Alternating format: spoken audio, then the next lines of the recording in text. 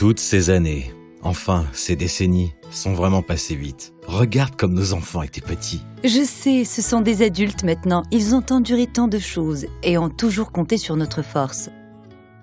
Donc aujourd'hui, nous ne célébrons pas seulement l'anniversaire d'Hélène, mais aussi notre ténacité.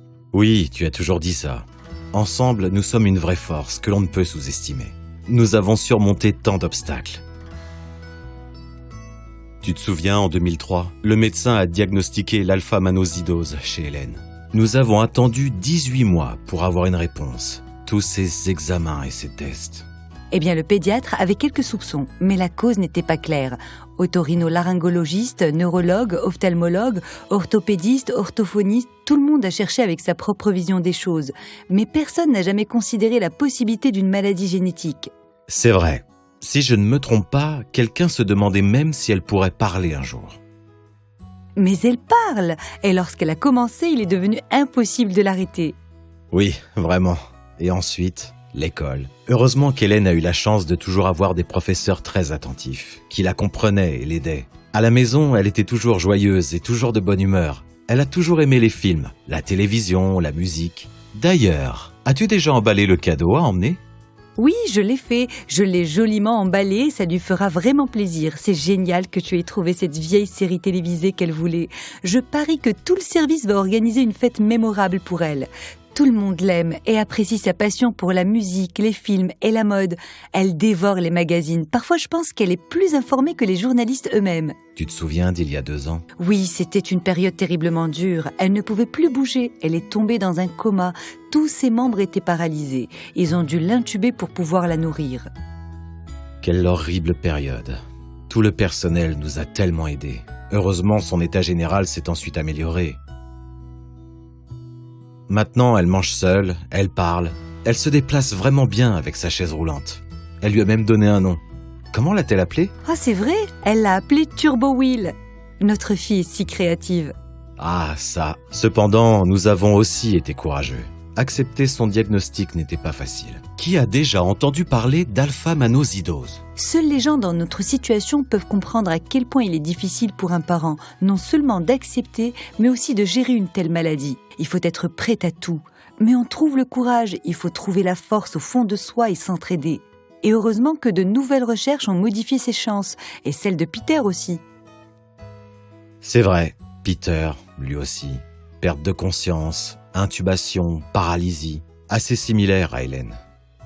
Je crois que c'était en 2004, mais il a eu moins de chance. Eh bien, il est plus vieux, 50 ans. J'ai perdu le compte. Hélène a seulement 32 ans. On lui a diagnostiqué l'alpha-manosidose en 2010. Non, en 2012. Peter a toujours été plus timide. Lui parler n'a jamais été facile. Oui, c'était un mystère pour les médecins. Avant de diagnostiquer l'alpha-manosidose, ils pensaient que c'était une myopathie. Mais le test urinaire a été décisif. Grâce à Hélène, leurs symptômes étaient vraiment similaires. Il a aussi commencé à marcher tard. Ses professeurs ne pouvaient plus lui apprendre à lire et à écrire. Nous pourrions écrire un livre pour les autres parents dans notre situation. C'est vrai que nous ne nous sommes jamais intéressés aux associations. Nous pourrions y réfléchir. Nous aurions beaucoup de conseils à offrir. Toute notre expérience. Malgré tout, Peter a aussi développé ses préférences. L'histoire le passionne. En effet, pendant son adolescence, il aimait tous les sports. Il nageait bien, il adorait skier et dessiner admirablement bien. Dommage qu'il n'ait pas cultivé son côté artistique. Il a aussi beaucoup bénéficié de la thérapie. Il arrive à se lever, il essaye de marcher seul en s'appuyant sur les meubles, il mange plus d'aliments solides et même s'il ne parle pas, il sait parfaitement ce qu'on lui dit. Hélène et Peter ont des caractères très différents.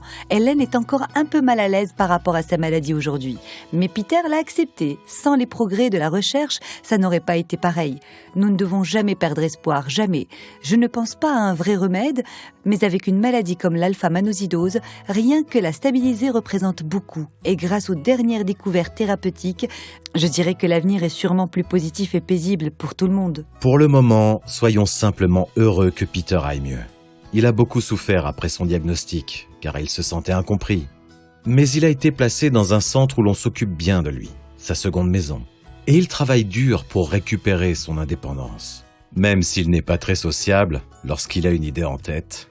Et c'est aussi devenu la seconde maison d'Hélène.